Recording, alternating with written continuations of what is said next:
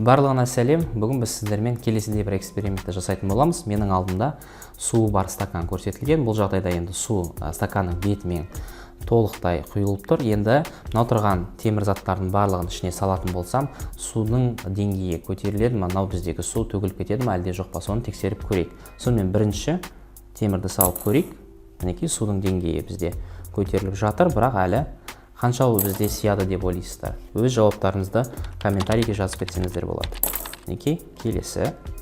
Енді судың беткі деңгейіне назарларыңызды аударып тұрыңыздар.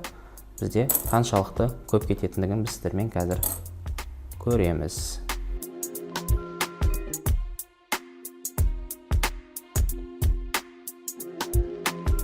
Қарап тұрғандарыңыздай, судың беті сіздерде стаканның бетінен жоғары қарай көтерілді. Судың толықтай ағып кетпеудің түсіндірмесі ол біздегі судың беттік керілу шамасын көрсетіп тұр. Яғни судың бетінің өзінің керілу шамасы болады.